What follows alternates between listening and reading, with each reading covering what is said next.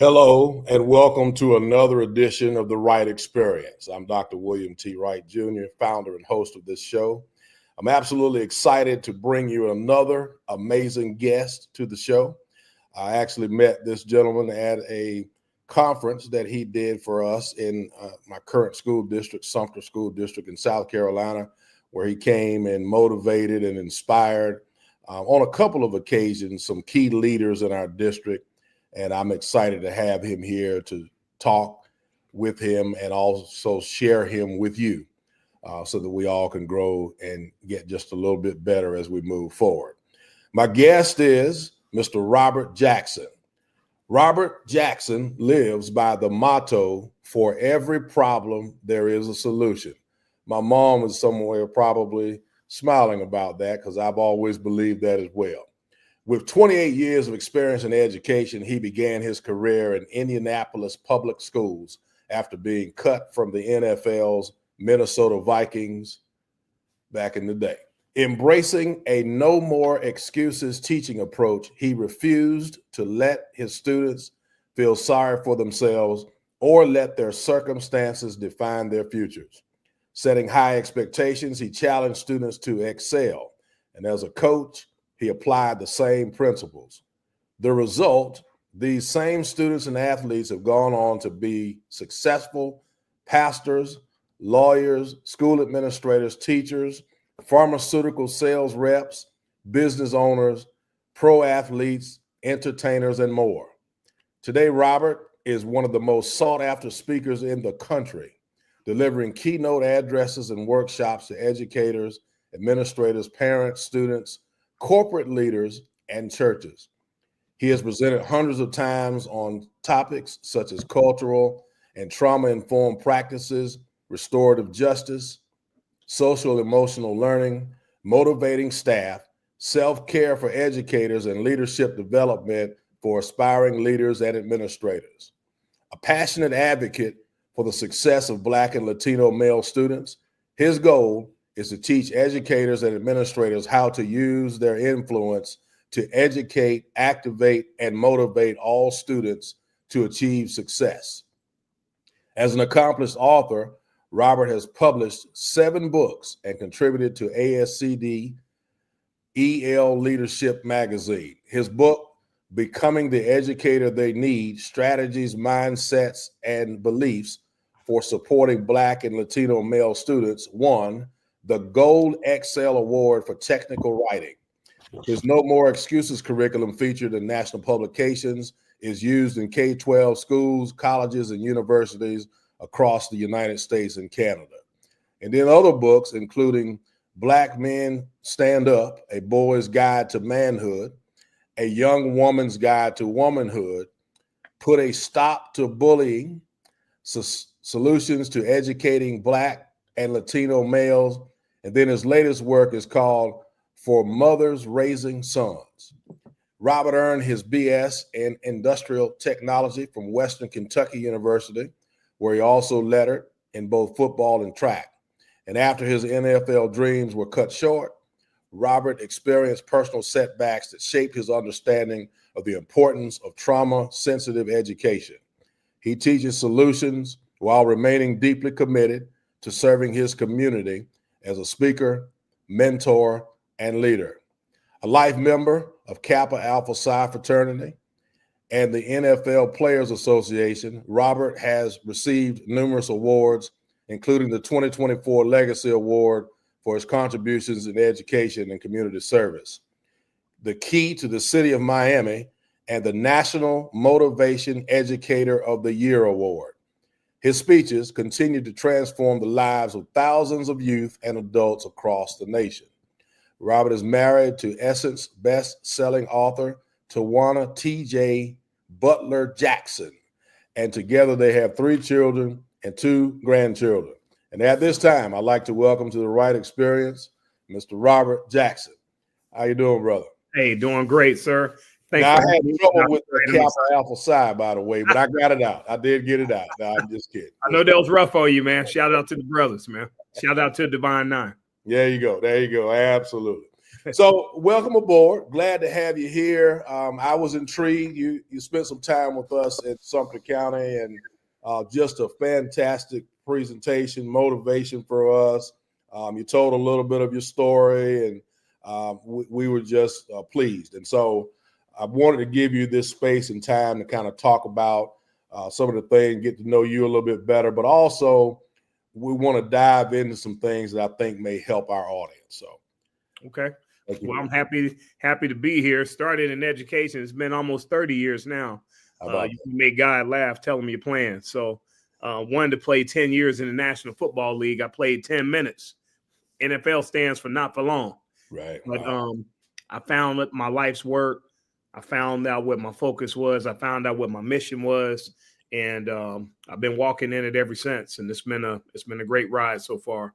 But motivating people is tough, man. It's a tough economy that we're in right now, and with all the political climate and all the things that are going on around us, we got to make sure that we stay self-motivated, because no matter what's going on out here in the world, kids are still hungry. Kids still need to eat. Kids are still struggling in school. Kids are dealing with trauma, and we have to, and staff are dealing with the same thing. So we have to make sure that we're equipped to do what we need to help others. We got to break some things, and we got to shape some things. Then we got to build some things, and then we become whole again. So you mentioned self or intrinsic motivation. Let's speak to that. How is that done? How do I pump myself up to be better tomorrow than today, if that makes sense? Well, first of all, be grateful. Okay. For where you are. Have some grace for where you are, because many times we complain a lot, but there's somebody doing worse than you. If you really look at it, I thought we grew up poor till I started going to some of these other countries. And I went to Hilo one time. I went to it was right here in Hawaii. I went to Hilo, and it's not Honolulu. Right. It's not Maui. I went to Hilo, and I saw how they were living and how they had to walk a mile just to get some water. It's these conditions are different, in these other places. So the first thing we got to do is show some grace and be grateful for where you are.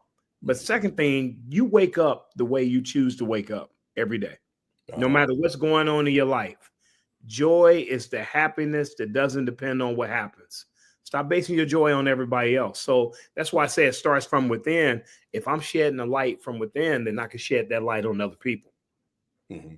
And do you think that we need help with that? Is that supposed to just motivate? How do we, if a person does not wake up that way, how can they get help? Well, first thing we need to do, we got to make sure we affirm in ourselves every day. Okay, gotcha. Right? So you got to talk to yourself. You can't put out negative thoughts with more negative thoughts. You put out negative thoughts with your words. Words have power. So you got to speak words into yourself. And yes, you got to surround yourself with good people, because everybody in your circle is not in your corner. And you got to remember that. I say everybody in your circle is not in your corner. And if they're not making you better, if they're pulling you down, then you need to start cutting off some of the dry weight. Sometimes people are toxic for each other. They don't need to be around each other. So you got to make sure you surround yourself with the right people. But more importantly, after you surround yourself with the right people, you need to be encouraging and pushing each other and making each other better. And if you're the smartest one in your circle, you need to change your circle. Right. Some people I call friend when I was a teenager, they're not friends anymore. Some people in your life for a reason, there are people in your life for a season. So in order for me to remain positive and stay in that space of happiness and joy, I got to make sure I'm surrounding myself with the right kind of people to do that as well. Beautiful. And I have to be okay with that too, right? Yeah, I got to be okay with that. With those changes. Yeah. And it's your choice. You got to be okay with your choices, whether they're good or bad. Never blame another person for your own personal choices. Mm-hmm. We're still the ones who must live out the consequences of our choices. But a bad choice is not a death sentence. You got to find some wisdom. What did you learn from the situation? Nelson Mandela said, I never lose, I win or I learn. What did you learn from the situation? And once you learn better, you do better. And, self-motivation is the first motivation. Self-love is first love. I can't love somebody else if I don't love myself.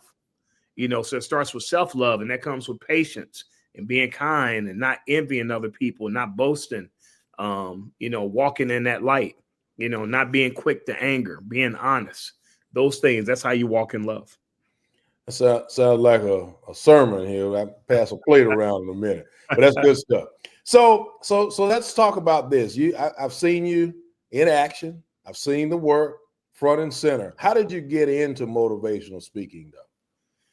Well, I don't really call it motivational speaking. I call it solutions-based speaking. I'm an educator. I'm an educator by trade. I've been in education for a long time. I started teaching in the mid 90s. So that makes me ancient. So I started doing this a while ago. But I was always working with youth programs. I always had a passion for working with Black and brown boys because I'm a young man of color. And I've seen how young men been oppressed in this country, young men of color. I've seen the discrimination we've gone through, the cultural barriers that we had to overcome, the many times we've been dehumanized over and over and over again. And I've watched the demise of men of color, whether it's being killed at an early age or going into the penal system, which is still a death sentence. So we have thousands upon thousands of young men of color that are in prison. So instead of me continuing to talk about the problem, I thought I'd be part of the solution. So I wrote a book many years ago called Black Men Stand Up. Wanted to really encourage young men of color to, take on the responsibility and accountability for the part that we played in our demise. Yes, we know that there's discrimination. Yeah, we know there's cultural barriers. Yeah, we know that the playing field is not even, but are you giving your all? Are you making the right decisions? I know you love football. 'Cause I love football, just like you go to practice. Do you go to class like that? Do you work hard in algebra like you do in football? Do you work hard in literature like you do in football? What about biology or physics? So I'm just encouraging men to do what we need to do. Do we attack our mental health? Do we talk about things that we're experiencing? So that's when I started off just working with mentoring programs in college. And then when I got cut, there was a teaching position came open in the industrial technology department, which I was an IT major, and I started teaching and coaching and just took it to a whole nother level. Kids don't always remember what you taught them, but they remember how you made them feel.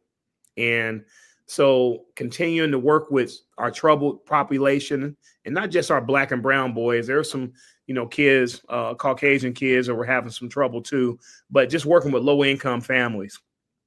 Had a lot of success in reaching these kids, and people were starting to recognize that, hey, I need you to come and talk to my youth group, or I need you to come and talk to, because at first I was just talking to kids.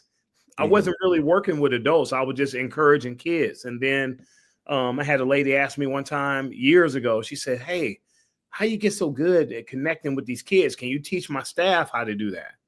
Right. I said, you can't teach an old dog new tricks. It's hard to reach adults, so, I went out there and worked with her group, and they got a lot out of it. And I got invited to speak at a couple conferences, and bam, now I'm speaking full time. So I think motivating people is great, but what kind of practical solutions are you leaving folks with? Kids have 4 needs: acceptance, significance, security, and purpose. Are you giving them that? Right. We have to make sure that we're giving our staff and our kids solutions to problems. So that's how I started, and got invited to speak at a couple of national conferences, ASCD, SREB, Innovative School Summit. I keynoted the Title I conference last year, National ESEA, and I started getting invited to speak at a few places, and then, started getting booked for professional development. And, I've been doing it full time for years now. So no stopping, no time soon. Solutions-based speaking. I like that. I'm gonna have to. All my materials, even the book I wrote with, Becoming the Educator They Need, it has a study guide that goes with it. Right. So not only is it a book, it's a study guide, because I want to give educators, administrators, parents, I want to give them all solutions. So everything I write about, I put some practical things that we can do, even for mothers raising sons. We got to stop coddling these young men. And then they turn into grown boys, and then we want to complain about it. So no, what are some practical things I can do as a mom? Well, by the time he's 10, I can teach him how to cook. I can teach him how to clean. By the time he's 12 or 13, teach him how to sew, Right. teach him how to wash, teach him how to go fishing. You go fishing, you learn how to fish, you're going to eat forever, Right.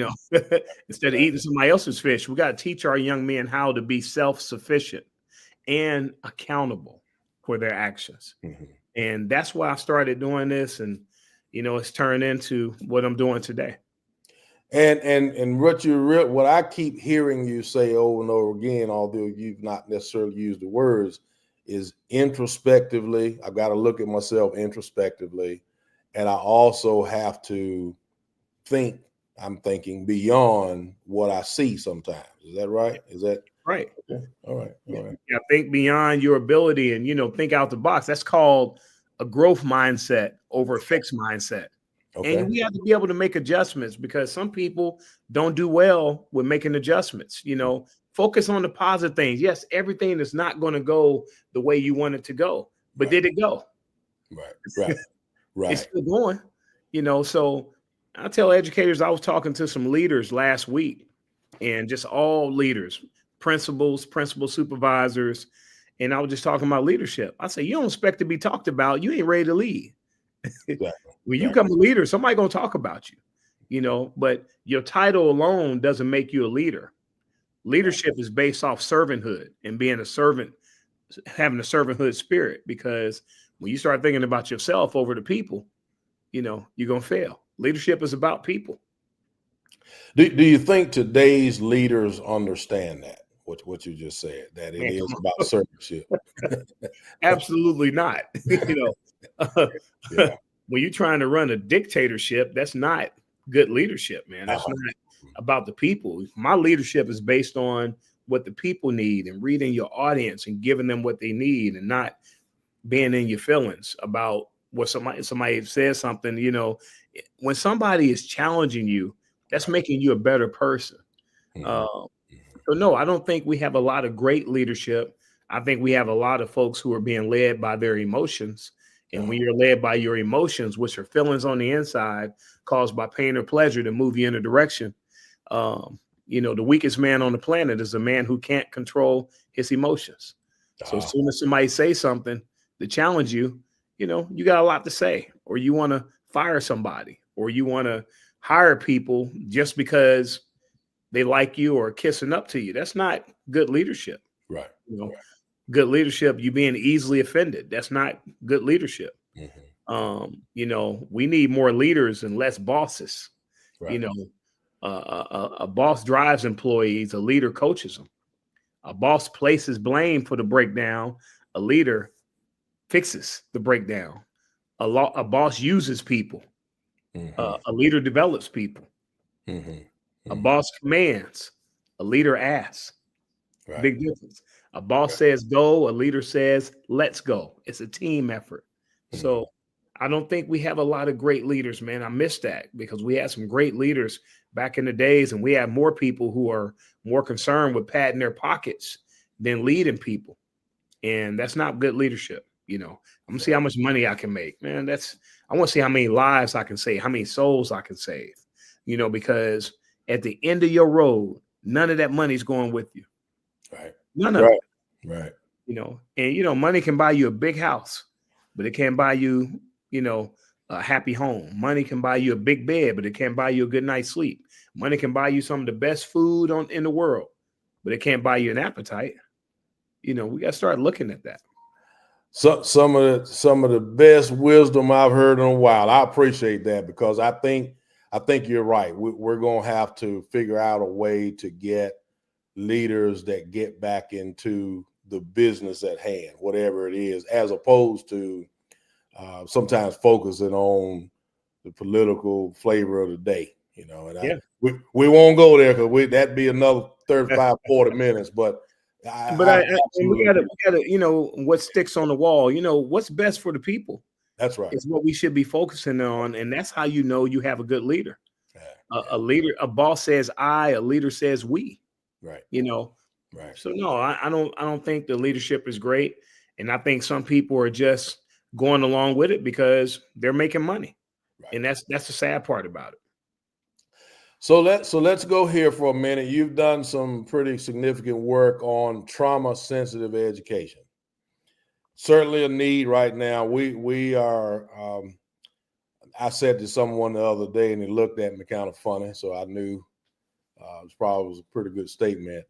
That I believe that we are in a mental health crisis in our country, not Okay. just in schools. People talk about schools. That's easy. Oh well, I think in our country we've got a mental health crisis. Absolutely.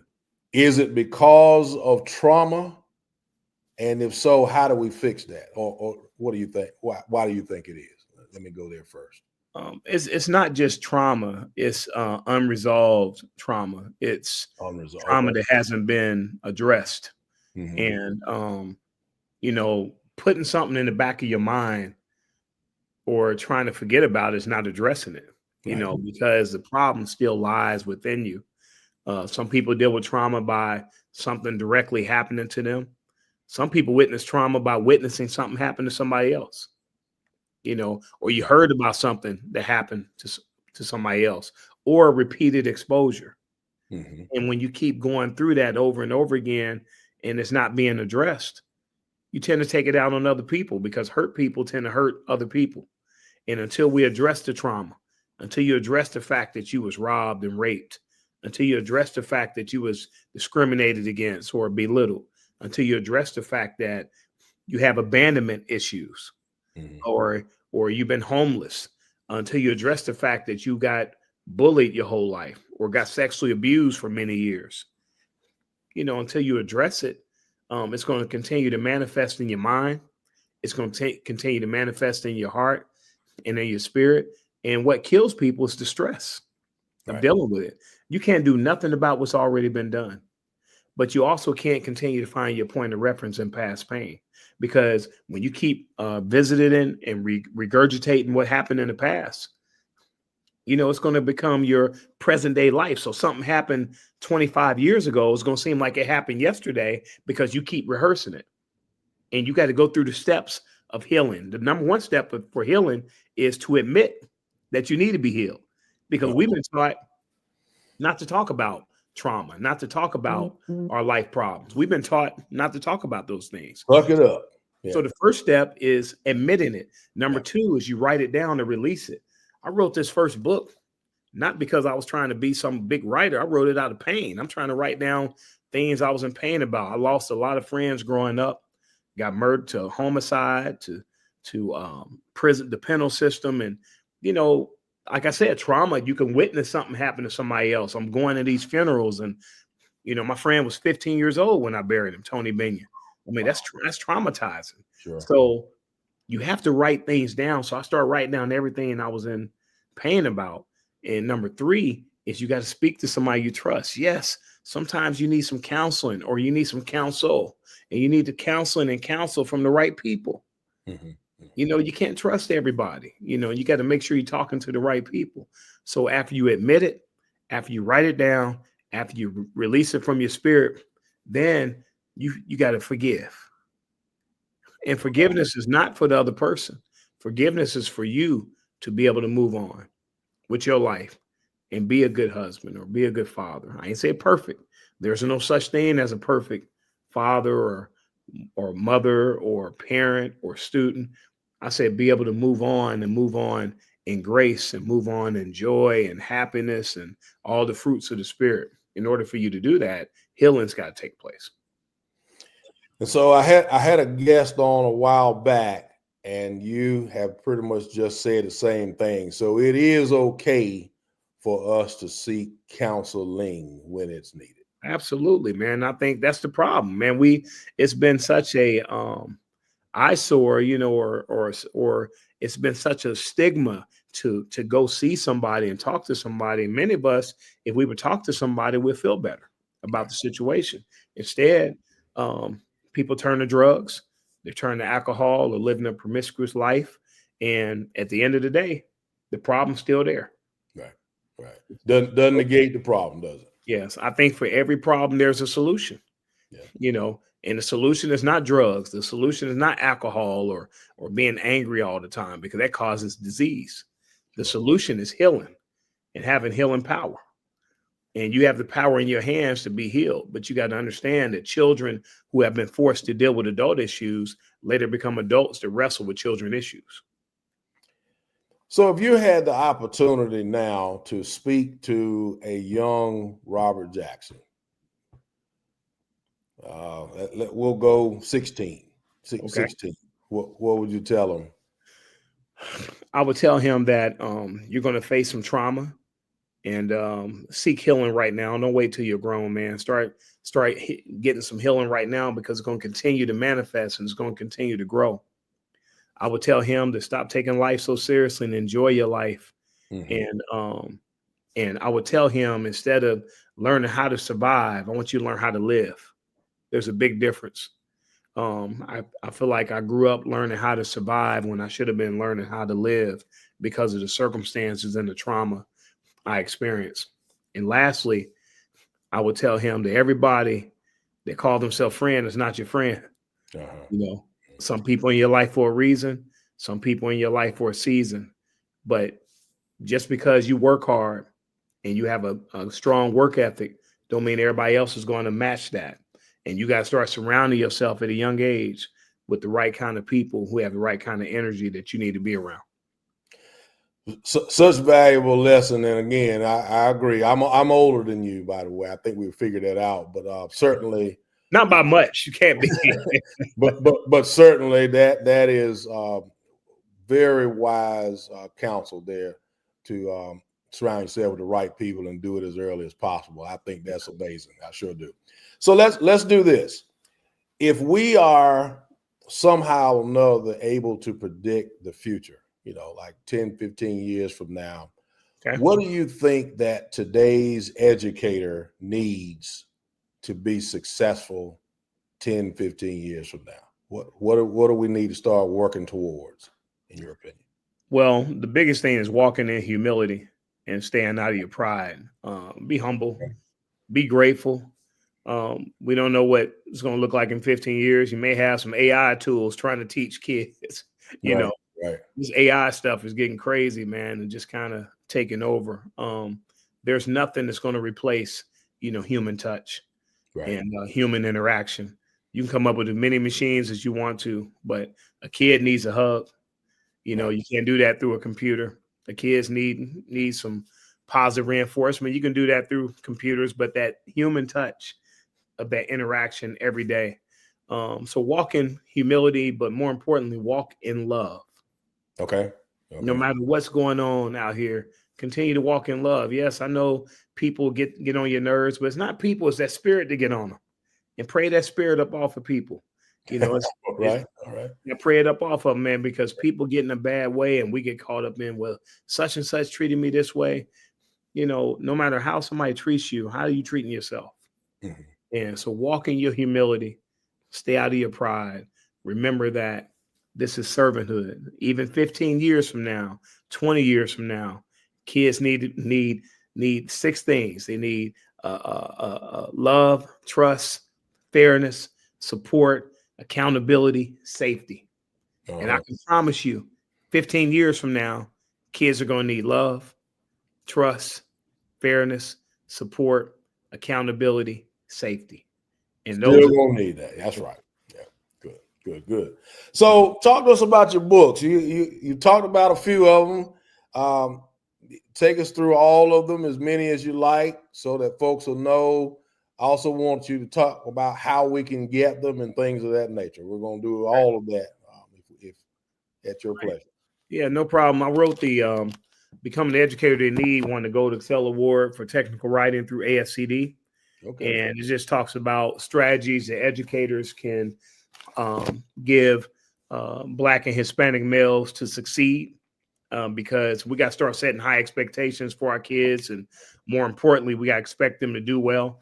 The No More Excuses, Black Men Stand Up is just a book trying to challenge men of all races, all ethnicities, to stand up and be accountable and be responsible for our actions. And it kind of gives some steps on how we can do that, because men don't like talking about their issues, and men don't like going to the doctor and getting their health checked out. And it just challenges men to do those things, because many of these things are preventable. Mothers raising sons. We got a lot of moms that are raising young men, whether they have a husband in the house or not. We have a lot of educators. Most of our educators are middle-aged women who are educating, activating, motivating young men to be great. So it gives some solutions and strategies for that. We also have a bullying book that talks about the different types of bullying. Solutions Educating Black and Latino Males is kind of another book that's kind of gives strategies and solutions on working with that population. And then you have the girls workbook and the boys workbook. And the reason why these are so unique because it talks about, time management, anger management, talks about character development, health, education, and all those things that are important to kids, making smarter choices, being disciplined, being ready for the job. All those things are extremely important, especially the time management when you start going to college. And it takes kids through a series of exercises to kind of challenge them on their time management, managing their money, having a bill worksheet, and just teach them responsibility. And like I said before, I believe for every problem, there's a solution. In order to get my materials, robertjacksonmotivates.com. Okay. Jackson Motivates with the S.com. So we're going to say that again. robertjacksonmotivates.com. That's right? it. All right. If they want to get my materials, it's easy to find. Just get on my website, robertjacksonmotivates.com. Place your order. Also have T-shirts for educators. Say educate, activate, motivate all students. We got all colors. Yes, we got the black and gold for you alpha men. We appreciate that. Purple and gold for the Qs. We got the blue and white for the Sigma. So we got different colors. And at the end of the day, different organizations, different colors, same message. That's right. That's right. Educate, activate, motivate all students. I love it. I love it. I love it. So, Mr. Jackson, I've got you down here at the bottom. Is there anything else that you would like to leave with our audience that I did not cover? Well, the biggest thing is wholeness. And in order for you to be whole again, you got to break some things. You got to shape some things. You got to build some things, and then you become whole again. I told you earlier, there's nothing you can do about what's already been done. But if something costs you your peace, it costs too much. So don't compromise your peace for anybody. And lastly, be committed to what you said you were going to do. Commitment means staying loyal to what you said you were going to do long after the mood you set it in has left you. So many of us have made a commitment to education. We made a commitment to being parents.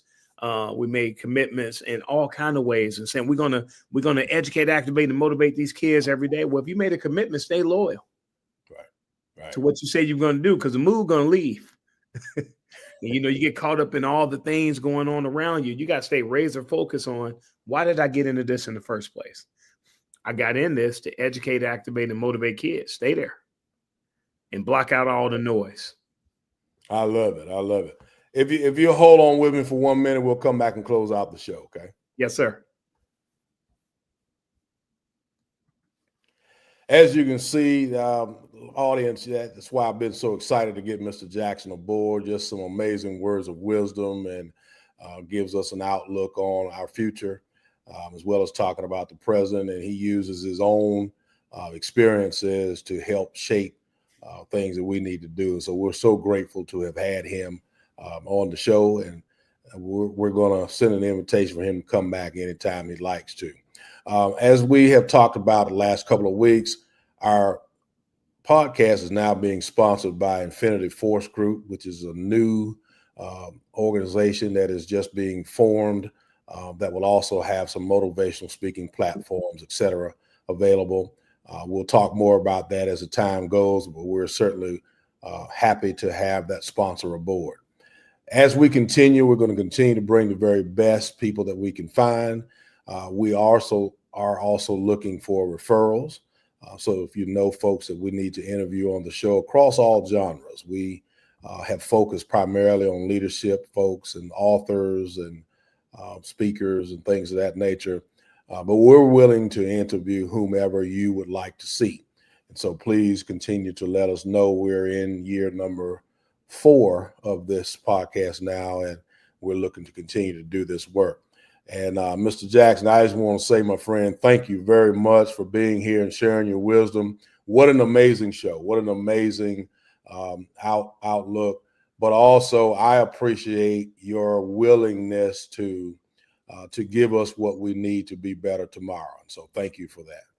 Appreciate you having me. And remember, everybody's not your assignment. That's why you drain. How about that? How about that? How about Take that? care of yourself. Self-care is important.